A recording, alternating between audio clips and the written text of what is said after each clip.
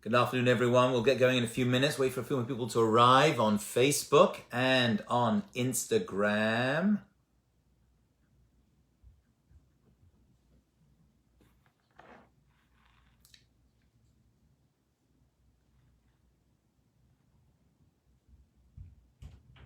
We'll get going in a minute or so. Lots of very important information to discuss today. So we'll just wait for a group. Who's that Shalom Rabbi? J517B, who's that?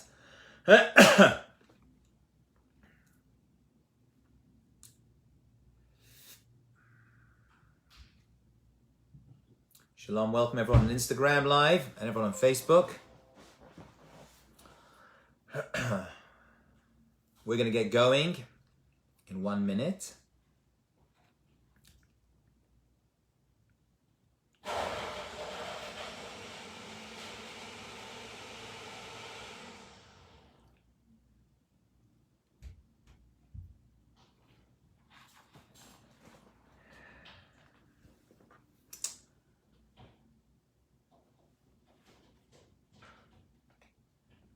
Good morning, good morning. Welcome everyone, or good afternoon I should say.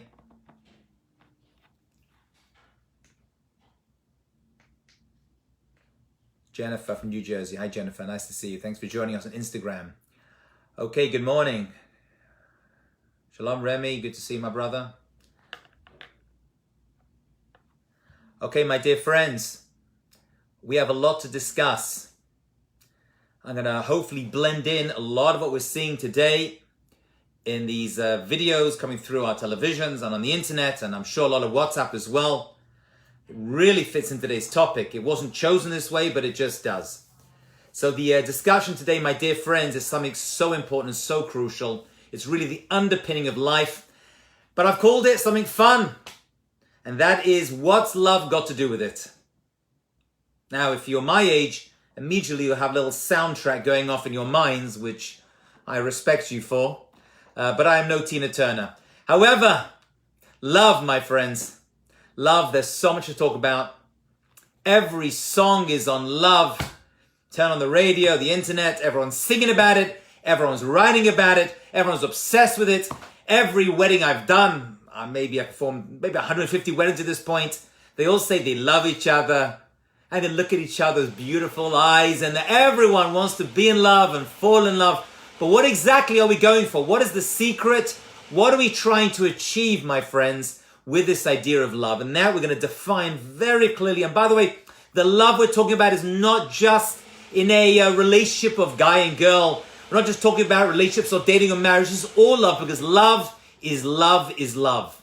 That's what we're going to see. There must be, and there is, a unifying principle, a concept, something very real and something very true, that we can see how love works and how we can build in it, in ourselves, most importantly, and with each other. I'm going to start with a story.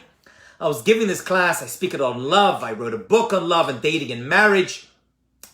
And I was once giving this class, and I asked the audience, I said, tell me, what do you love? What do you love?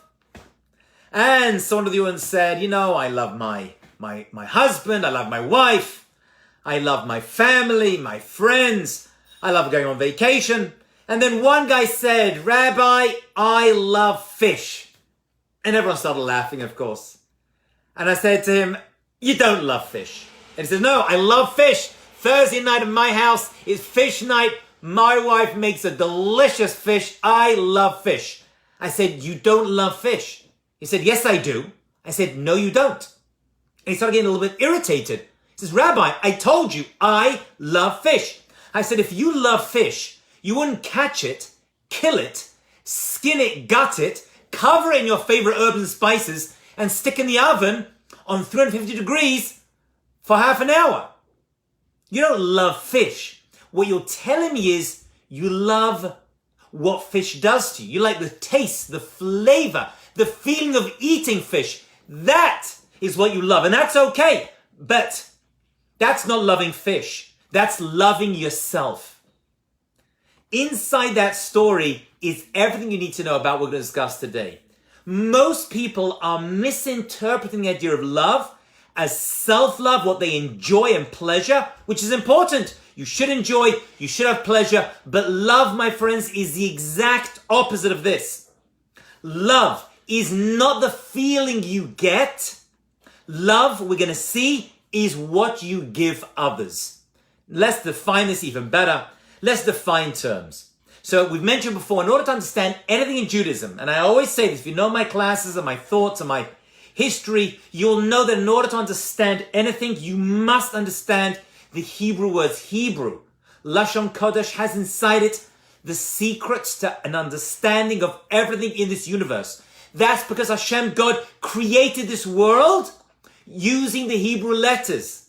The Hebrew letters are the blueprint of this world, which means if you want to understand anything, any concept, any idea, any person, you have a Hebrew name. That Hebrew name is not just the thing you're called, that's going to define your essence. It's going to work with everything. And so let's try to find out what the word love actually means. So in Hebrew, the word for love, as we all know, is ahava. Ahava, just the sound of that word makes us tingle with excitement. So before ahava was an overpriced cream being sold by the Israelis in the malls around New York and New Jersey, before that happened, it was an idea. It was a concept. So what exactly is that concept? So the rabbis tell us something very important. And this comes in a number of places. But there was a great rabbi called Rabbi Dessler who wrote a book and a very famous essay. A lot of ideas today are going to come from this essay. You can look it up. I think it's free online, called An Essay on Loving Kindness. And he defines love by the Hebrew word ahava. So what is the shorish, the root of the word ahava? The root of the word ahava for love is hav, to give. To give. That means if you want to create love, it's a very simple formula, but it's so true.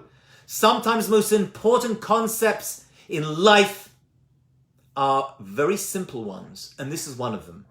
And that is, if you want to love, you must give.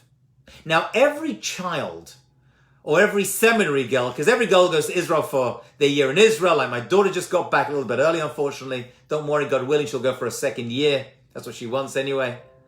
And everyone knows that whenever you give somebody something, they think they're going to receive love in return. This is what everyone hears.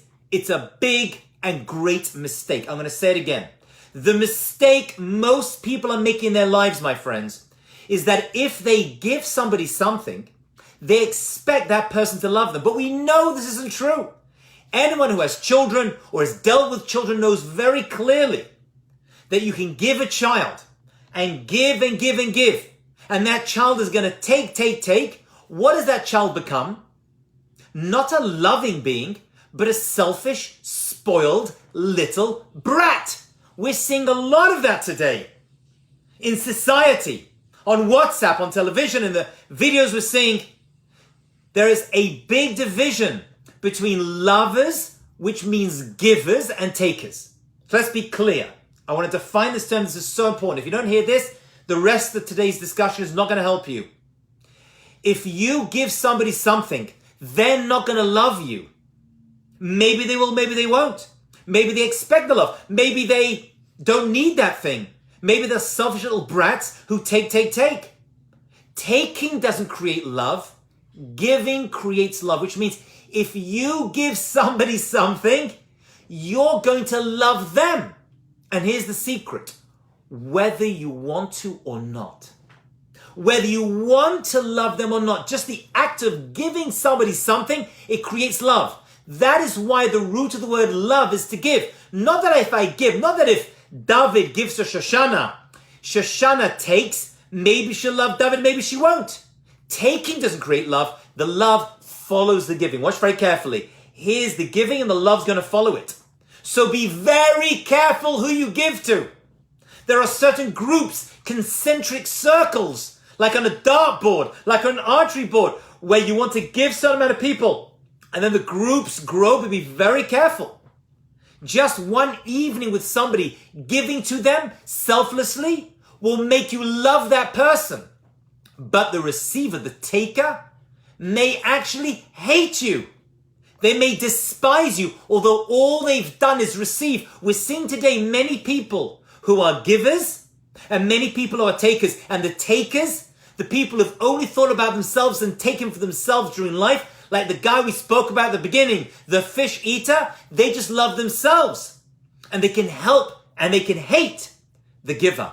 They can despise them, whether it's a friend, a family member, society, the government, makes no difference. And so this world that we live in is actually divided into two clear groups: givers and takers, or lovers and haters. I'll say that again. The entire world is divided. Forget race and cultures and everything else. They're all irrelevant. The world we're living in today, and we're seeing this so clearly every single day in every city in America. The world is divided into givers and takers, which really means we're saying lovers and haters. Because if you're a giver, you will love. And if you're a taker, you're going to hate. How can it be? But I've received money and friendship and things. Why am I hating that person? Because you're taking. The muscle of love is only built through giving. And so we're seeing the protesters who really want to see change in society. They really do. And they want to really, they have a heartfelt desire to give, and they're giving their time and their effort and their energy and their money in order to march. That's a fine thing. It's a very great principle. That's a giver. But on the other side, and it's a very short journey, you see people are rioting and looting and they're taking. That is a sign of hatred. They hate, but they're receiving. Doesn't make a difference. My friends, this occurs from childhood. It starts very, very early. Don't think this starts in people's 20s or 30s. This division of lovers and haters, givers and takers, is from birth. Every child, every baby. I've been present, Bliana, at 5 births. And every single baby that comes to this world comes in with their hands closed. We all come to this world as takers. That's why children are takers. But we all leave this world with our hands open after a lifetime of giving. And so have you flexed your giving muscle? And that's why in Jewish thought we always say it's very important to have your children become givers as early as possible.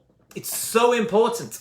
There's a great story of a lady who went to see the Rav Samson Raphael Hirsch, one of the great German rabbis last century. And she says, my son is 5 years old and I want to start teaching him how to become a lover, how to become a giver. And Rabbi Hirsch screamed and said, you're 5 years too late. Where were you 5 years ago? It starts day one. Day one. As soon as we come into this world, we have to be taught to become givers. What does that mean? Responsible members who care about other people, not just about ourselves. Naturally, we care about ourselves, and it's not an age thing. I know people in their 20s, 30s, 40s, we see them every day, who just think about themselves, who want to take. It's so clear. Exactly what I'm saying is so visible. And yet we're seeing people today who want to give and become givers and help society. That is how we divide the world. Not by race or religion. It's all irrelevant. French, Chinese, Russians, forget about it. The world can be divided into givers and takers. And yes, we all sometimes have to take. That's just the nature of the world, but that's not going to help you become a better you. Taking is not going to help you become a better vision of yourself. It's interesting. The Torah says, one of the most famous verses in the Bible, it's so famous that the Christians took it and stuck it in the New Testament as well. You know, we have a great Torah principle in our Torah, right? If they took it, they hijacked it and stuck it in the New Testament as well. But maybe it's a good thing it made it famous. V'ahavta l'recha kamocha. You have to love others like you love yourself. No, we hear it, we put it on billboards, we put it on bumper stickers. You have to love each other like you love yourself. Let's break down that verse, because what I've just told you should reveal something very important to you. What does that mean, love others like you love yourself? Why doesn't the Torah tell us in Parashat Kedoshim, in the chapter of being holy, that means this is one of the ways to become a holy individual. Why does it just say, love each other? It doesn't say that. It says, love others like you love yourself. Well, first of all, if we go any further, we can see very clearly that the concept, my friends, of love is only going to build if you love yourself. Love others like you love yourself. If you hate yourself, you're not going to love anybody else. The two are contingent on each other. If you don't have good self-esteem, if you aren't brought up knowing that you are a special being, that you're made in God's image, that you have a vision and a mission in this world, then you're not going to love anybody else. V'ahavta l'recha kamocha. Love others like you love yourself. If you hate yourself, if you think you're garbage, you're going to hate everybody else. If you suffer from chronic and debilitating low self-esteem, and I say it again, because that is one of the diseases we're seeing today. Chronic and debilitating low self-esteem. If you think you're garbage, you're not going to be able to love anybody else. So the Torah pasuk, God put it into the reflexive. Like others, like you love yourself. Think about what you love. You love it when people are nice to you. You love it when people don't waste your money. You love it when people respect you and don't insult you. You love it when people don't beat you up. You love it when people don't destroy your business. That's what you love. If that's what you love, then you're going to do that for other people. In other words, it's put into the reflexive. I don't know how to love other people. You do know how to love other people. How do you love yourself? You don't like it when people insult you. You like it when people take care of you and your property. There's a lot of these, a list of things that you love. Use that to love other people. That's the reason the pasuk is put into the reflexive. It's there to teach us. Use yourself as the paradigm to figure out how to treat other people. You love when friends and family call you. It's difficult, it's challenging. You do it as well. You have to figure out where you live. If you figure out where you love, do that to other people. Don't run around society looting and cheating and being a disgusting individual and be like, yeah, but you can't do that to me. It doesn't work that way, my friends. It's give and it's take. Rabbi Akiva, one of the great rabbis of Jewish history, said, this idea of love, we all teach it, we sing it as children. I remember yeshiva, right? Ze klal gadol, gadol v'torah. This idea of loving other people like you love yourself, said Rabbi Akiva, one of the greatest rabbis in Jewish history, says it is a great klal, a great general principle of the Torah. What does that mean? This idea of loving other people like you love yourself, it's a great klal. What does that mean, a great klal? So he defines it, and I'll tell you what it means. That means that so many other mitzvot, all the other mitzvot are going to come from this one idea. You may have heard the famous story, but I'm going to make it even better for you, of Shammai and Hillel. Shammai and Hillel were approached by a convert. A convert went to Shammai, a potential convert, and said to him, I want to convert to Judaism, but you have to tell me everything I need to know about being Jewish, standing on one foot. Now, when I was a kid, I used to imagine he was literally standing on one foot trying to hear all of Shammai's teachings. It doesn't mean that. It means he wanted Shammai to summarize everything that we are as Jewish people, the entire Torah, all of Jewish history, everything we are in one statement. In one bumper sticker, right? Make it a Twitter, one tweet. Can you summarize all of Judaism, this is the 2020 version, in one tweet? Shammai got very upset with him. By the way, when I was a kid, I imagined Shammai being a mean person, a nasty person. He wasn't. He wasn't at all. He had a vision of what Judaism was, and he lived by it, and he stuck to it. Shammai was a very loving person. A very loving person. He was the one in Pirkei Avot who says you have to mikabel every person b'sever panim yifot, with a beautiful smiling face. Don't think of Shammai as some old meanie, right? The bad guy in the movie. That's not what he was. But he had a principle. And when this convert, potential convert, said, teach me everything standing on one foot, he took a stick and he chased him out. But by the way, this wasn't any stick. The Gemara tells us the stick he used to chase out this potential convert was a measuring stick. A stick they used to measure foundations of buildings. That's important. Hold on to that concept. Hold on to that idea. We're going to come back to it. So the convert was chased out, and Shammai told him to get out. So he went, like any good Jew who doesn't get the answer they want from one rabbi. What do? We go to the other rabbi. Maybe he'll give me a better answer. Nothing new. It's from the days of Hillel and Shammai. And he went to Hillel and he said, Hillel, teaching me the entire Torah, standing on one foot. If you can do that, if you can summarize in one tweet, in one little Facebook post, what Judaism, Jewish history, Jewish life is all about. And everyone knows what Hillel said. Hillel said, V'ahavta l'recha kamocha, love each other like you love everyone else. He actually said in the reverse, what you hate, don't do it to other people. He says, that's it. That's everything you need to about Judaism. Go and learn. Everything else is a pirush, is a commentary on this one verse. Everything you need to know about being Jewish is found inside that one verse. And the guy left, and he studied, and he realized there's a lot more to Judaism. He ended up becoming a great Ger Tzedek, a great and righteous convert to Judaism. What's going on? What is this story? This famous story of Leonard's children. What is going on? You're not going to understand this story, my friends, unless you hear the first part of my talk, which is giving is loving. Shammai was saying, it's impossible for me to summarize everything there is in Judaism. You want me to take a foundation, a measuring stick, and measure everything on one concept? It's not going to work. Get out. Hillel said it's possible. There is one unifying trait, and by the convert wasn't being mean or nasty or trying to cheapen Judaism. He was sincere. He really wanted to know, how can I understand everything there is to be Jewish? And Hillel said there is one unifying trait. I disagree with Shammai. I disagree with him a lot. The one unifying trait that you can find is giving to others. Because every mitzvah that we have ultimately is about how you give to other people. That's what it's all about. Because as we said, the more you give, the more you love. And therefore, the better way of being you is to become a giver. Because if you're a giver, you are a lover. Okay, hold on. I'm going to go a little bit deeper now. Okay, so I know we've gathered a lot of very important information. We've applied it to what we're seeing today.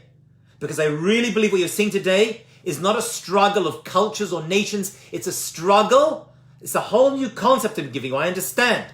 But what you're seeing on television and all these riots and looting and protesters is really an age-old concept of givers and takers, lovers and haters.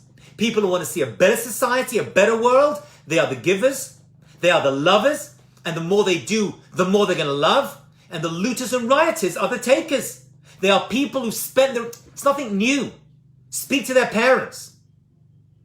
They are people who've spent their entire lives taking. This is just a next step of I took from friends, I took from each other, I'm going to take from society. It's all about me, me, me. That's what it's all about, according to them. That, my friends, is Rabbi Dessler is saying. That's why, by the way, the Gemara tells us that a mother loves the child more than a child loves the mother. Listen to that statement. I'm going to say it again.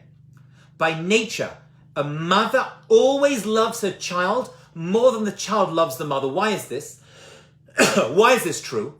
Because children are selfish takers. And we were all children, so I can say it.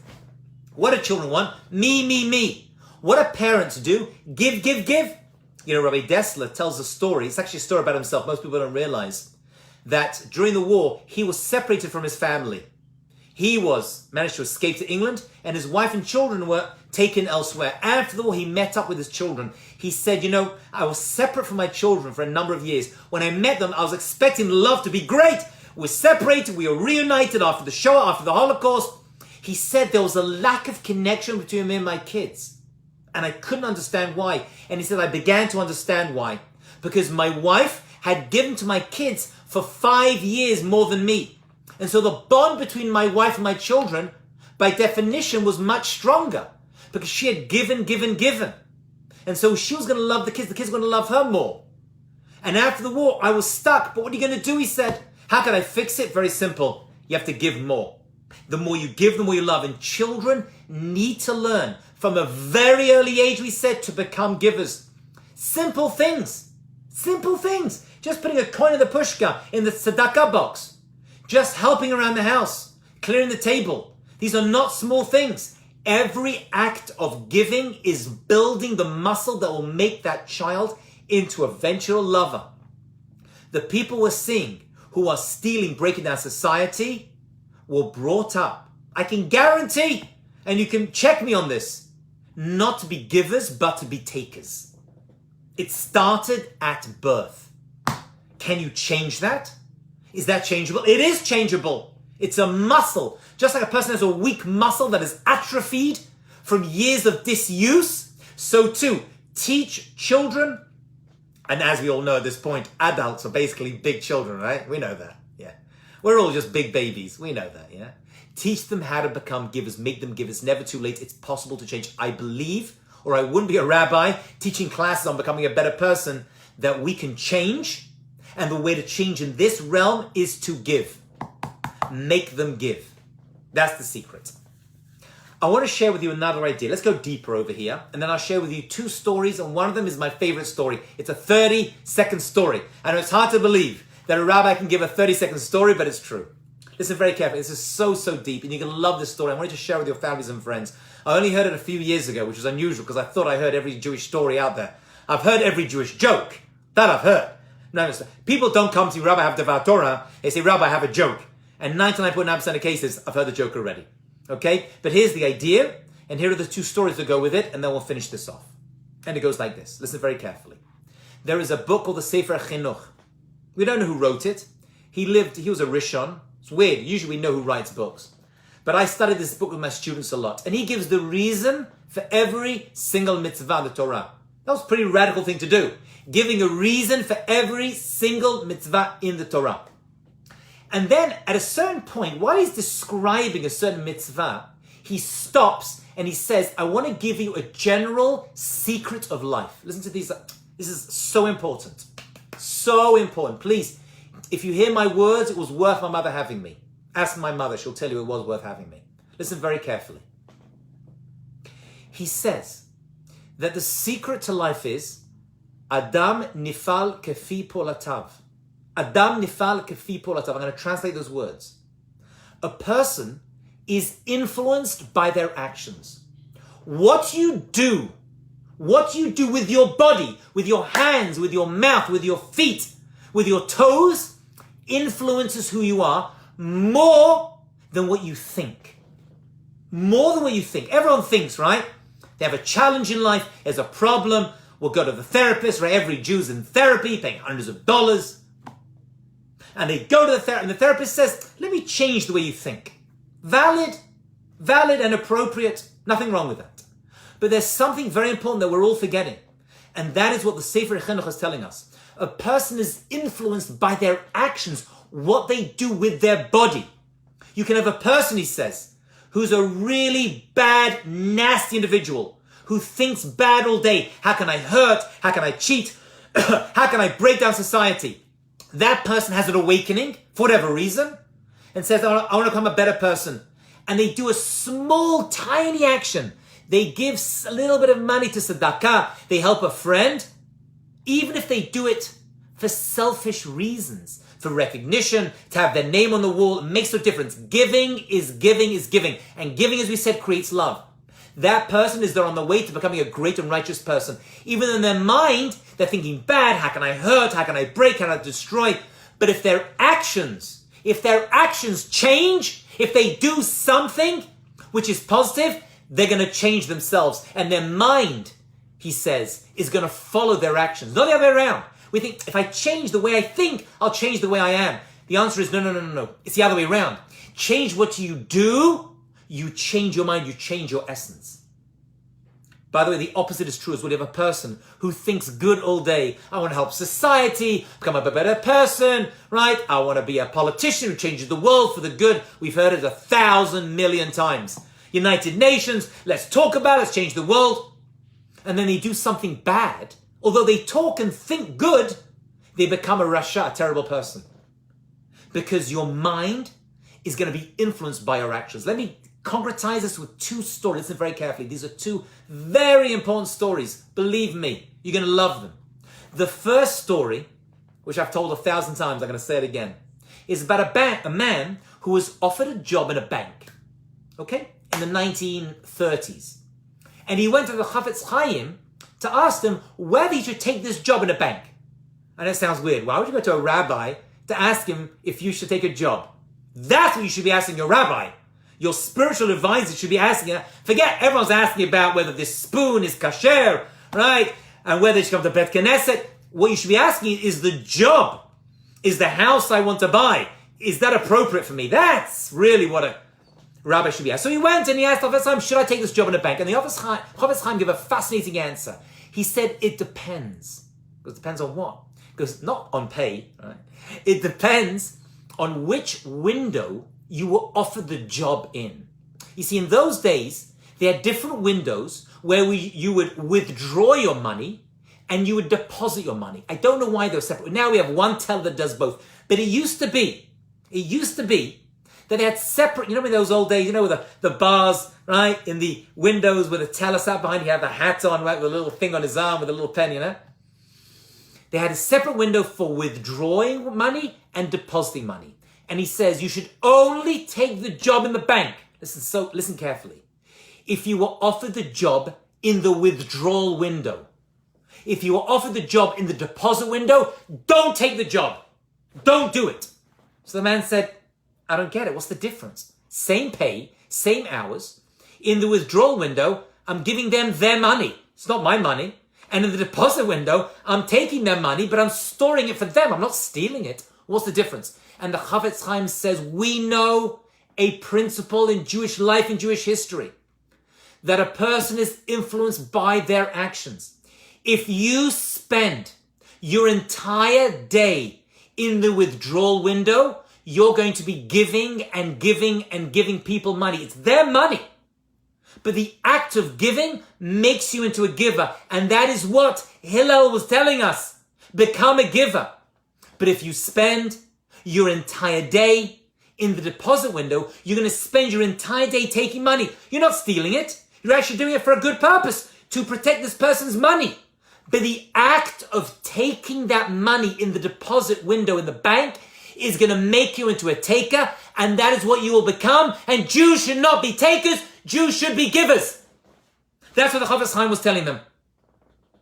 Are you a taker or are you a giver? Do you want to give society by protesting and making society a better place? Or are you a taker and your entire raison d'etre, your entire life is me, me, me? What do I get out of it? What do iPhone, right? iPad, I. We're not the I people, we're the we people. We're the you people. Let me give you the second story that goes with the first one. And this story is just unbelievable. And it comes with an extra edition, which I'm going to add in for free. Because I'm a giver. And it goes like this. The Chofetz Chaim was on a train. I've heard two versions, but they both give the same concept. Just listen to this. Stop everything. Don't look at your phones. Listen to this one story. It's going to take me 30 seconds. For 30 seconds, stop everything else in your life and just listen to this story. It changed me incredibly. The Chofetz Chaim was on a train with his friends or family, and he wanted to go from carriage to carriage. And the train was moving high speed. For whatever reason, he was on carriage A, and he wanted to move to carriage B. And so the train was going, and the carriages are connected with those big metal chunky bars, we all know, yeah? Right, the big connecting spring and stuff. While he was going from carriage A to carriage B, his foot got stuck in the mechanism in between. It's a little bit scary, right? And he's traveling at 100 miles an hour, whatever it is, and his foot got stuck. And the only way to release his foot was to pull his leg. But while that happened, his shoe fell off his foot and landed on the tracks. Woo! And went flying. He lost his shoe. Immediately, the Chofetz Chaim reached down, grabbed his other shoe that was on his other foot and threw it off the train. And then he walked into the second carriage. And so the Chofetz Chaim was standing on the second carriage in his socks. And his friends or his family, whoever was with him, said, Rebbe, what was that? Why did you do that? Why did you throw your second shoe off the train? And the Chofetz Chaim said the following words. Listen to these words. Everything you need to know about life is in these words. He says, the first shoe fell off accidentally and was lost on the tracks. And I thought to myself, what am I going to do with one shoe? One shoe's not going to help you. So I grabbed the shoe, I threw it off, and I said, let the person who found the first shoe at least have a pair. I'll say that again. Let the person who found the first shoe at least have a pair of shoes. Now, I've thought about that story endlessly, and I've told it many times, and I keep saying it. It's an amazing story about selflessness and giving. And I thought about it because the Chafetz Chaim was able, in a split second, to realize it's not about me, it's about other people. But it wasn't in a split second. It took years and years of giving, flexing the giving muscle, because love is built through giving.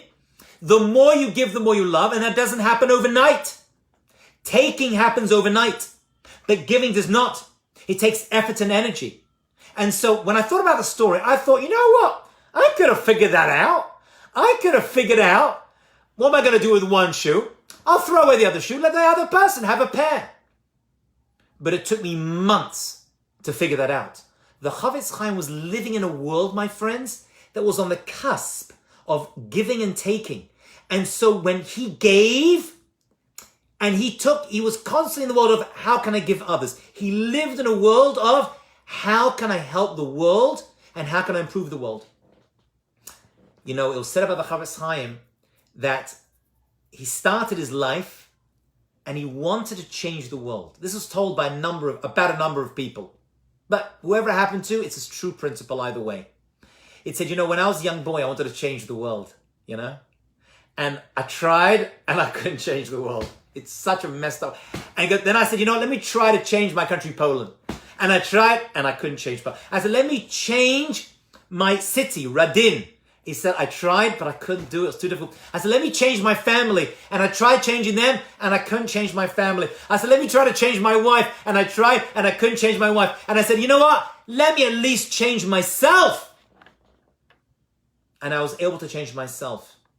And eventually that ended up impacting my family. They changed themselves.